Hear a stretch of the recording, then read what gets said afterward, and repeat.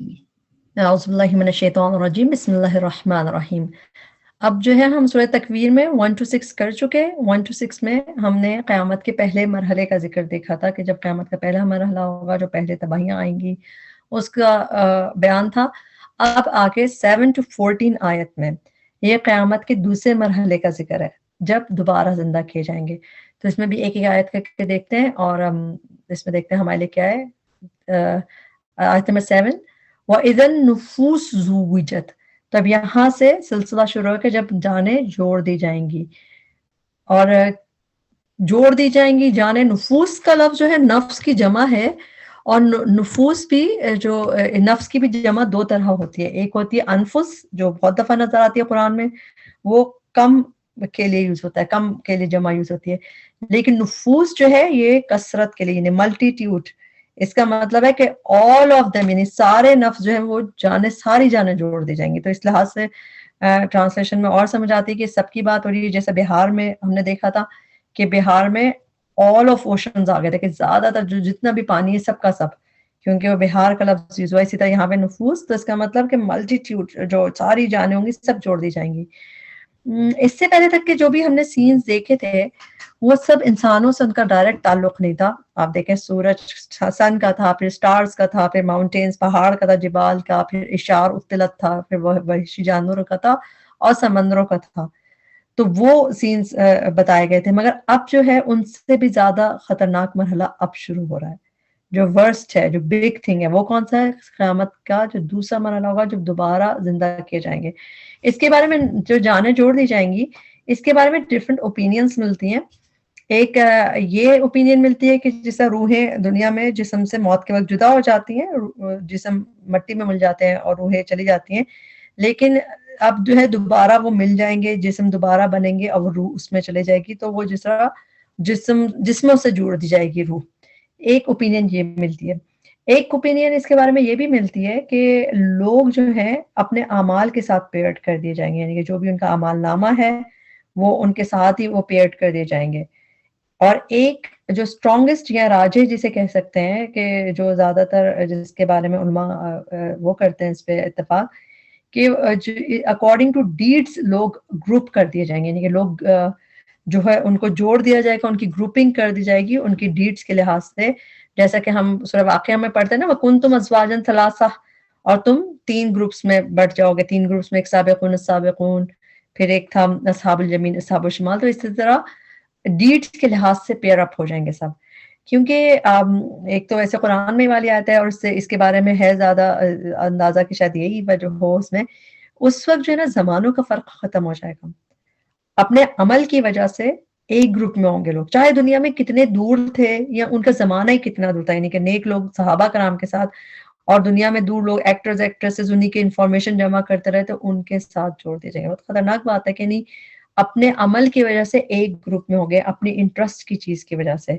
اسی طرح محبت کرنے والوں کو آپس میں ملا دیا جائے گا. حدیث کا مفہوم ہے نا کہ انسان جو ہے جس سے محبت رکھتا ہوگا اس کے ساتھ ہوگا, تو کس کے ساتھ ہماری محبت ہے اس لحاظ سے سوچتے ہیں کہ ان کے ساتھ پیئر اپ کر دیا جائے گا. اسی طرح ایک طرح کے شوق رکھنے والے لوگ, ایک طرح کے عقیدے والے لوگ, ایک طرح کے عمل والے لوگ ایک ساتھ کر دیے جائیں گے.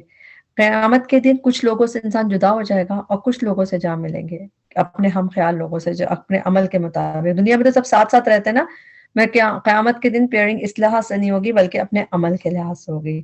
اب جو میجر جو تقسیم ہوگی, جو گروپنگ اکارڈنگ ٹو انٹرسٹ کی جو میجر تقسیم ہوگی, ڈویژن, وہ ہوگی عمل کے لحاظ سے کہ جو خیر کرنے والے ہوں گے, جو اچھے کام کرنے والے ہوں گے دنیا میں, وہ دائیں ہاتھ والے اصحاب الیمین میں ہو جائیں گے. پھر ان کی بھی آگے ڈویژن ہوگی کہ جیسا کہا جاتا ہے نا کہ ہر دروازے سے جنت کے بلایا جائے گا. کوئی روزے دار ہوں گے, کوئی تہجد گزار, پھر ان کی بھی ڈویژن ہوگی کہ روزے دار والے, تہجد گزار, اس طرح صدقے کی شوقین لوگ یا نمازیں پڑھنے والے لوگ, اس طرح ان کے الگ الگ ان کے گروپ بنا دیے جائیں گے. تو یہاں پر یہ سوچتے ہیں کہ ہم خود میں کوئی نہ کوئی ایسی کوالٹی ضرور پیدا کریں کہ ہم اس وجہ سے جنت کے دروازوں سے جا سکیں. ہم اس گروپ میں ہو سکتے ہیں, ہم قرآن سے محبت کر کے اس گروپ میں ہو سکیں جو قرآن کی وجہ سے چلے جائیں جنت میں. تو کوئی نہ کوئی چیز اپنے لیے اس طرح ہم انشاءاللہ ضرور لیں. اور اسی طرح ڈویژن میں جو اصحاب الشمال ہوں گے, جو ایول ڈوئرز ہوں گے, برے کام کرنے والے ہوں گے, ان میں بھی الگ الگ پھر اور گروپنگ ہوگی، جیسے چوروں کا الگ گروپ، خیانت کرنے والے، پھر شرابی، زانی، سود خور، منافقین، اسی طرح بے نمازی جو ہے ان کا بھی فرعون اور حامان کے ساتھ ہوگا۔ تو وہ اذا النفوس زوجت، جب جانیں جوڑ دی جائیں گی۔ اور پھر اس کے بعد اگلا جو ہے وَإِذَا الْمَوْءُودَةُ سُئِلَتْ، آیت نمبر 8، اور جب زندہ گاڑی ہوئی لڑکی پوچھی جائے گی، اور ساتھ ہی آگے کنٹینیو ہو رہا ہے یہاں تک اس کا، آیت 8 اور 9 دونوں، اور جب زندہ گاڑی ہوئی لڑکی پوچھی جائے گی بوجہ کس گناہ کے وہ مارے گئے، یعنی کہ جب زندہ گاڑی ہوئی لڑکی جو بری کر دیا گیا تھا، جس کو الائی ہوئی مٹی کے اندر بری کر دیا گیا تھا، اس کو پوچھا جائے گا کہ تم کیوں ماری گئی۔ ڈفرنٹ اسٹائل ہے اس کے، ہے بہت ہی زبردست آیت ہے، اور اس میں یعنی کہ جو اہل عرب میں جاہلیت کی ایک رسم تھی، اور اس کو وہ جائز سمجھتے تھے، کیا کرتے تھے جب لڑکیاں پیدا ہوتی تھیں کیونکہ پیدا ہونے کے بعد پتہ چلا کہ لڑکی ہے، تو پھر وہ انہیں زندہ ہی گڑے میں ڈال کے اس کو مٹی برابر کر دیتے تھے، اور اس کو وہ جائز بھی سمجھتے تھے کیونکہ اتنی کامن تھا، جیسے کلچرلی وہ چیز کامن تھی، اور نہ والدین کو کوئی شرم آتی تھی، نہ ایک خاندان میں ٹرائب میں ملامت ہوتی تھی ان پہ، اور نہ معاشرے میں کوئی گرفت ہوتی تھی، کوئی پوچھتا بھی نہیں تھا کہ کیوں مار دیا۔ تو یہ مرسیلس اور بے رحم رواج ان کے اندر کیوں رائج ہوا؟ کیونکہ ان کے ذہن میں کیا وجہ تھی جو یہ اتنا کامن تھا ان کے یہاں کہ بیٹیاں، ایک تو ان کو تھا کہ بھی بیٹیاں جو ہے ان کا رسپانسبلٹی زیادہ ہوتی ہے، بیٹیوں کو پال کے شادی کرنا ہے تو خرچہ ہی خرچہ ہے، تو کیا فائدہ، لیکن ہاں بیٹے ہوں گے تو بڑے ہو کے کمائی کریں گے، کام آئیں گے۔ اسی طرح پھر قبائلی لڑائیاں ہوتی تھی جو زمانے میں، اس میں اگر لڑکے ہوتے تھے تو وہ سپورٹ ہوتا تھا، روب ہوتی تھی، اور جتنی لڑکیاں ہوتی طاقت بڑھے گی، لیکن لڑکیاں جب پیدا ہوتی تھی تو ان کی الٹی حفاظت کرنی پڑتی تھی کہ کہیں ایسا، ایک تو ڈیفینس بھی نہیں کر سکتی وہ، اور کہیں ان کو اٹھا کے کوئی لے گیا تو پھر خامخواہ ہمیں مشکل ہوگی، تو لڑکیاں ان کو نہیں چاہیے تھی۔ اسی طرح رزق کی تنگی بھی ایک وجہ تھی کہ انہیں بھی کھلانا پڑے گا، کام تو آنا نہیں ہے، لڑکیوں نے کوئی فائدہ نہیں ہے تو پھر کیا فائدہ، اور ان کے لیے سورس آف ہیوملیشن ہوتی تھی، جب کوئی بچی کا پیدا ہونا تو بہت اداس ہو جاتے تھے وہ لوگ۔ اب یہ کہ ان کے ہاں تو یہ تھا، مگر آج ہم مسلمان، ہم بھی ہندو کلچر سے اتنا متاثر ہو چکے ہیں کہ ہمارے ہاں بھی لڑکی کے پیدا ہونے پہ ہمارے بھی دل غم سے بھر جاتے ہیں، چہرے بد رونق ہو جاتا ہے، مبارکباد دینے والے مبارکباد نہیں دیتے، مٹھائیاں تقسیم نہیں ہوتی، اور کیونکہ لڑکی کی والدین کا سر ہمیشہ نیچا رہتا ہے، سسرال کا پریشر، جو بھی چیز ہوتی ہیں، ہمارے ہاں آج 2-3 بیٹے ہو جائیں تو لوگ خوش رہتے ہیں، لیکن اگر 2-3 لڑکیاں ہو جائیں تو پھر دیکھیں۔ تو یہ اس زمانے میں بھی جاہلیت تھی، آج بھی یعنی یہ سوچ تو یہی ہے آج بھی، لیکن زیادہ ہے کہ اس طرح ان کو وہ نہیں کیا جاتا، ہم دیکھتے ہیں ہم کیا کرتے ہیں، لیکن اسلام کے ہم یہ دیکھتے ہیں کہ اسلام کی برکتوں میں ایک بہت بڑی برکت ہے کہ نہ صرف عرب سے اس انتہائی پتھر دی رسم کا خاتمہ کیا، یعنی یہ بہت ہی جو بھی مسلمان ہوتا رہے وہ پھر ان کو پتہ چل گیا بہت ہی خراب چیز ہے، اس کا خاتمہ کیا اسلام نے، بلکہ اس سوچ کو بھی مٹایا کہ بیٹی کی پیدائش کوئی بہت ہی مصیبت کی چیز ہے، کوئی بہت ہی بڑے حادثہ ہے کسی کے ساتھ، اور بلکہ اسلام کی جو تعلیم ہے نا اس سے بالکل اپوزٹ ہے۔ اسلام میں تو کہا جاتا ہے کہ یہ بتایا اللہ نبی صلی اللہ علیہ وسلم نے کہ بیٹیوں کی عمدہ پرورش بہت بڑی نیکی ہے اور جنت میں جانے کا سبب ہے، اور آپ کو پتہ ہے جتنی جنت کی خوشخبریاں لڑکی کو پالنے والے کے لیے ہیں، بلکہ جتنی خوشخبریاں لڑکی کو پالنے والے کے لیے ہیں لڑکے کے والدین کے لیے نہیں ہے۔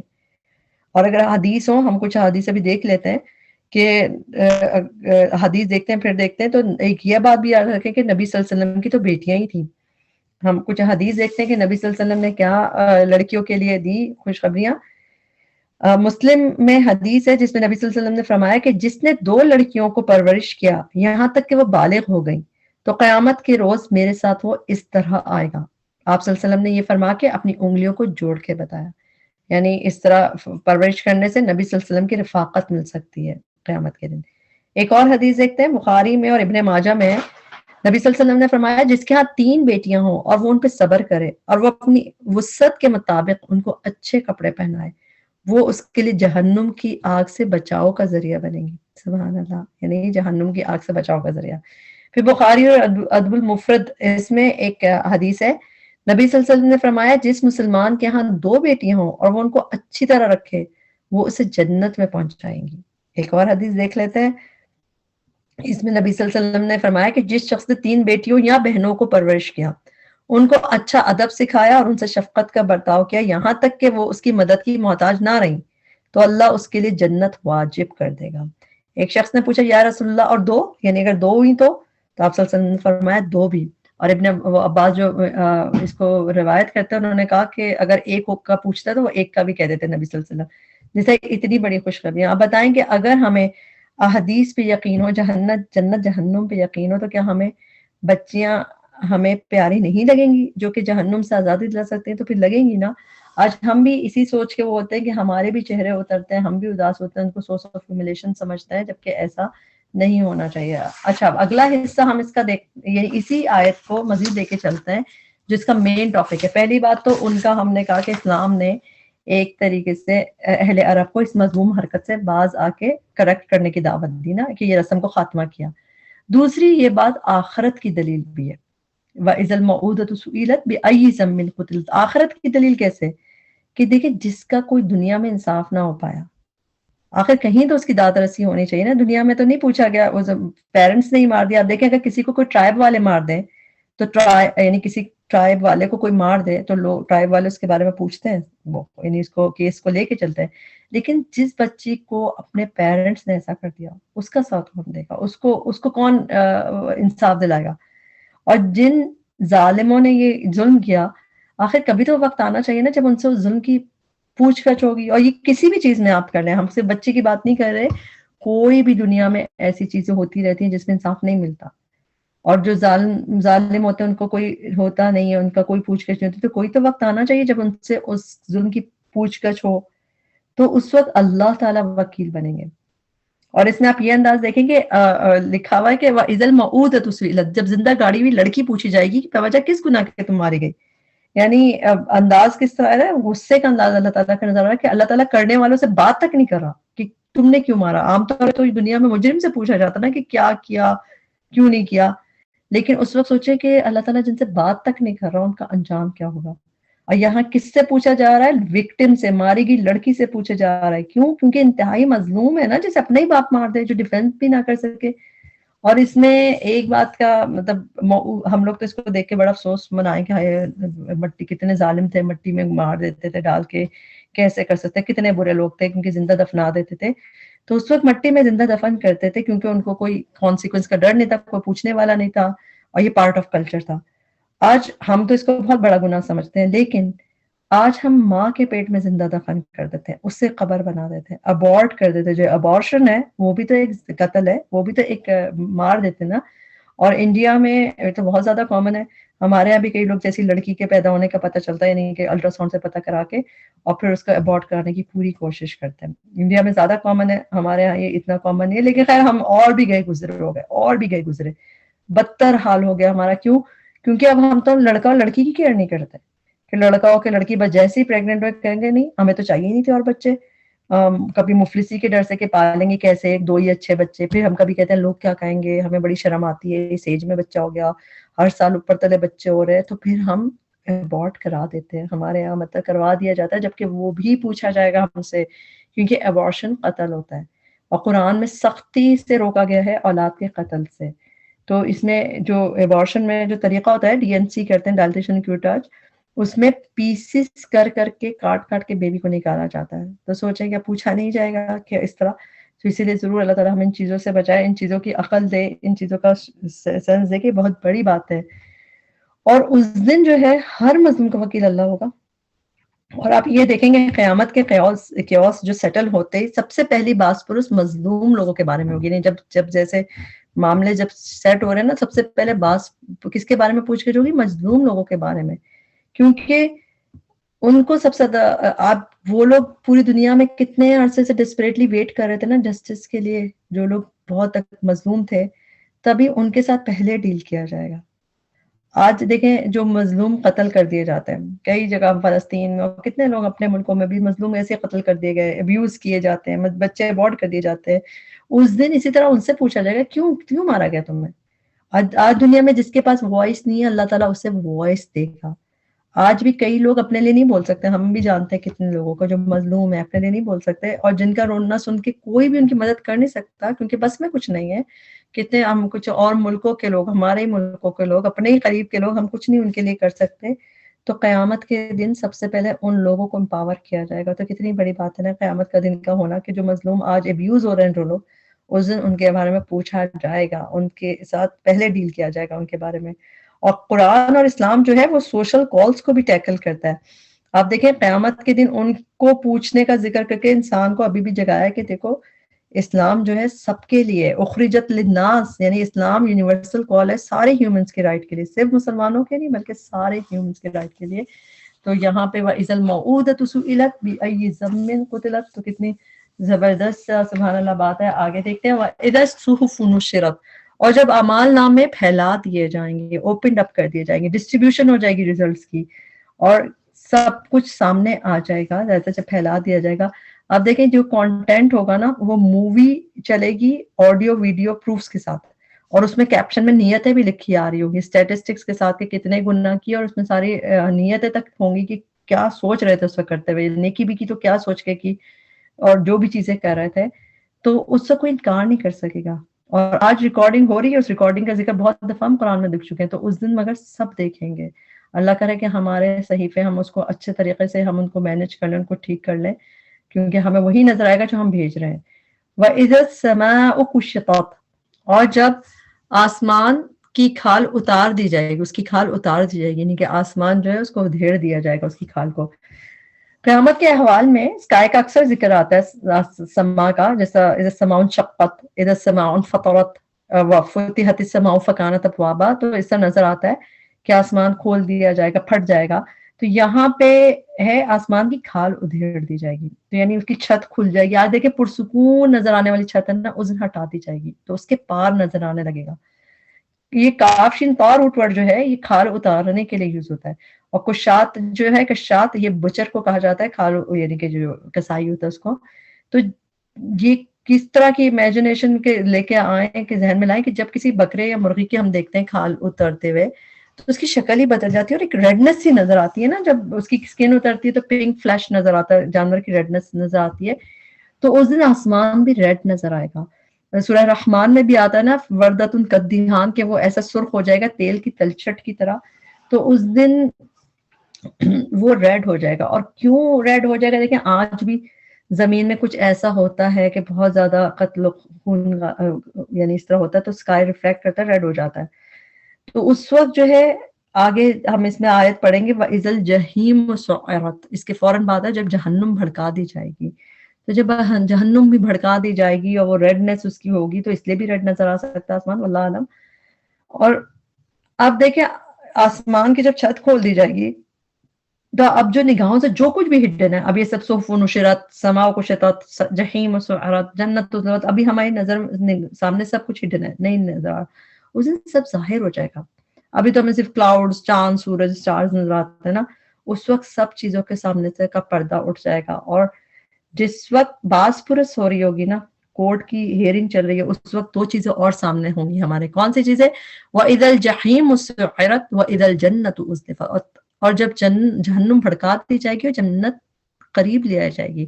جہنم آج بھی ہے، جنت آج بھی ہے، ایگزسٹ کرتی ہے ابھی بھی، لیکن اس دن جہنم کو اور بھڑکا دیا جائے گا اور اس کے فلیمز زیادہ ہوں گے، اور جنت بھی لائی جائے گی، اس کے قریب لائی جائے گی، کیونکہ آج بھی ہے مگر اس دن سامنے نظر آ رہی ہوگی. تو آپ دیکھیں کہ جس وقت یہ باز پرس ہو رہی ہوگی، جس وقت یہ کیسز چل رہے ہوں گے، ہیئرنگ ہو رہی ہوگی، اس وقت سب کے سامنے جہنم کی دہتی آگ بھی سب کو نظر آ رہی ہوگی، اور جنت بھی اپنی ساری نعمتوں کے ساتھ موجود ہوگی. کیوں؟ تاکہ ایول ڈوئرز جو ہے، جو برے کام کرنے والے ہیں، ان کو یہ پتا چلے گا کہ کس چیز سے محروم ہو کے اب کہاں جانے والے ہیں، تو اور کس طرح ان کے چہرے کالے ہوتے جائیں گے کہ یعنی کیا چیز ہم نے چھوڑ دی، کیا چیز ہم سے رہ گئی. اور نیک لوگ جو جنت میں جانے والے ہیں وہ بھی جان لیں گے کہ کس چیز سے بچ کے ہم کن نعمتوں کو پانے والے ہیں. اللہ کرے ہم لوگوں میں ہوں کہ جو جہنم سے بچ کے جنت کو پانے والوں میں ہوں، آمین. تو اس دن جس طرح، اسی لیے تو تبھی تو جو ابسا میں ہم نے پڑھا تھا نا کہ وجوہ یومئذ مسفرہ ضاحکۃ مستبشرہ، کہ جو روشن ہوں گے وہ خوش ہو رہے ہوں گے، ہنس رہے ہوں گے خوب. تو ظاہر ہے جب جنت سامنے دیکھ رہی ہوگی تو خوشی چھپائی نہیں چھپ رہی ہوگی. تو ازلفت الجنت کا ذکر سورہ قاف میں بھی نظر آتا ہے. تو دیکھیں اتنی ساری جو ہم چیزیں پڑھ رہے ہیں اس میں ڈر تو لگ رہا ہے، لیکن ہم ڈرنا نہیں چاہتے، ہم تو خوش فہمیوں میں رہنا چاہتے ہیں. ہم جی جنت میں جائیں گے، ٹھیک ہے، امید رحمت ضروری ہے، لیکن نجات کی گارنٹی تو کوئی نہیں دے سکتا نا. تو پھر ڈرنے کی ضرورت ہے، اور وہاں ڈریں گے تو کوئی فائدہ نہیں ہے. اصل دنیا میں ڈریں گے تو اس کا فائدہ ہوگا. اور اللہ تعالیٰ ہمیں واقعی ڈر کے اپنے عمل صحیح کرنے والا بنائے. اگلی آج کی آیت جو اس کا سمجھے کنکلوژن ہے اس حصے کا, آیت نمبر 14, علمت نفس ما احضرت, جان لے گا ہر نفس جو اس نے حاضر کیا. ابھی تک جتنے بھی ہم نے جب دیکھے, جو ان کے پریویس اسٹیٹمنٹس جتنی دیکھی کہ جب یہ ہوگا, جب یہ ہوگا, جب یہ ہو جائے گا, جب یہ ہو جائے گا, جب ہم ویسے بھی بات کرتے ہیں, ایسے کوئی کہے جب یہ ہوگا پھر میں یہ کروں گی, جب یہ کروں گی, تو انسان کہتا ہے پھر کیا نیکسٹ کیا نہیں, اس کے بعد کوئی جواب آتا ہے جب کے بعد.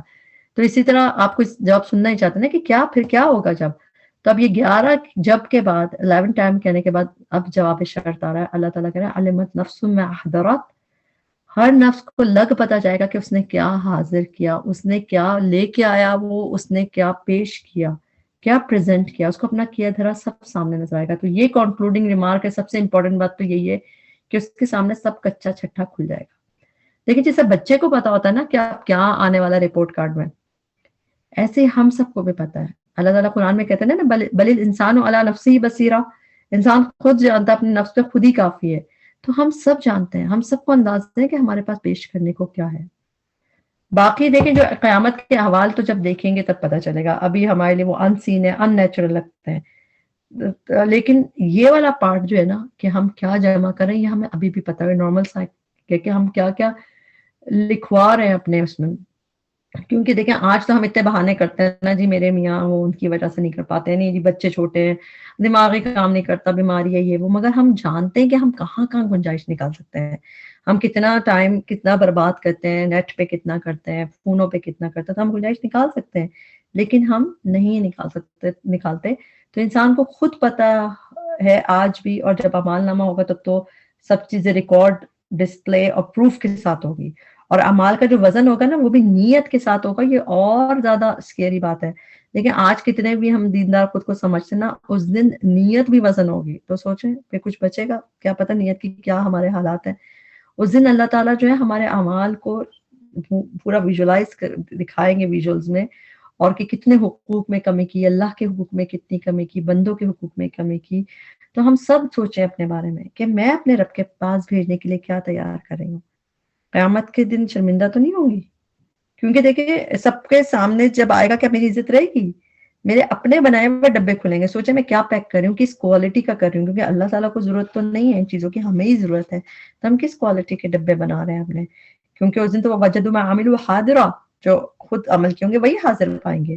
تو کیا کیا لکھوا رہی ہوں میں, پورا دن کیا کرتے ہیں, کیا بولتے ہیں, کیا دیکھ رہے ہیں, کیا سن رہے ہیں, کیسی ہماری نمازوں کے حال ہیں, کیسے ہمارے روزے ہیں, کس طرح ہم حقوق کی ادائیگی کریں. تو ان سب کے بارے میں ہم آج سوچیں تو فائدہ ہے. کتنی چیزیں ہم نے پینڈنگ رکھی ہوئی ہیں نا, قضا روزے کرنے ہیں, قرضے ہمارے پر چڑھتے ہیں, حقوق میں کمی کی ہوئی ہے, کتنی نمازیں چھٹی ہوئی ہیں. تو سب ہمیں حضرت اس چیز کو پریزنٹ کریں گے, اور کتنی حسرت کی کتنی نیکیاں میں آسانی سے کر سکتی. سوچیں اعمال نامہ جب سامنے آئے گا کتنی حسرت کی کتنی نیکیاں آسانی سے کر سکتی تھی, نہیں کی.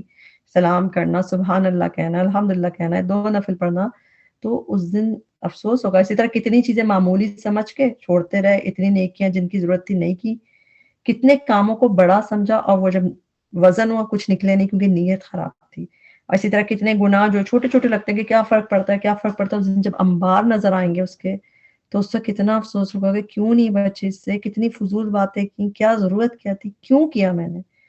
تو یہ جو آج ساری غلط فہمیاں ہیں کہ کچھ نہیں ہوگا, اس دن سب جو ہے لگ پتا جائے گا. تو اسی لیے یہ سب سے جو پورا 1 سے 14 تک ہم آیت پڑھی تھی, 14 میں جو آنسر ہے, یہ سب سے ڈینجرس بات جو انسان کی قیامت یہی ہے. باقی سب چیزیں جو ہیں وہ دنیا کی قیامت ہے, کائنات کی قیامت ہے, وہ سین کی ڈسکرپشن ہے, مگر انسان کی قیامت کیا ہے کہ وہ جان لے گا کہ جو اس نے حاضر کیا. تو اسی لیے ہم سب اپنے آپ کو خود ہی دیکھیں کہ ہم میں کیا کمیاں ہیں, اور اس کو اللہ سے دعا کریں کہ اللہ تعالیٰ ہمارے سب ہمیں سنوار دے, ہمارے اعمال بھی سنوار دے, ہماری نیتیں بھی سنوار دے, اور ہمیں اپنی پسند کا بنا دے. یہاں پہ ہم اس حصے تک, یہاں سے 1 سے 14 تک جو پارٹ تھا جو ہم نے دیکھا اس کو, یہ ڈے آف ججمنٹ کے بارے میں. پہلا مرحلہ 1 to 6 آیتوں میں تھا, دوسرا مرحلہ 7 to 14 آیتوں میں. تو یہ سارا قیامت کے دن کے بارے میں ہی بات تھی, آخرت کی بات تھی. اور اگلا جو حصہ ہم دیکھیں گے 15 سے آنورڈ, وہ رسالت کے بارے میں ہوگا. اللہ تعالیٰ ہمیں عمل کرنے میں آسانی کر دے. آمين. ربنا تقبل منا إنك أنت السميع العليم وتب علينا إنك أنت التواب الرحيم. سبحانك اللهم وبحمدك أشهد أن لا إله إلا أنت أستغفرك وأتوب إليك. السلام عليكم ورحمة الله وبركاته.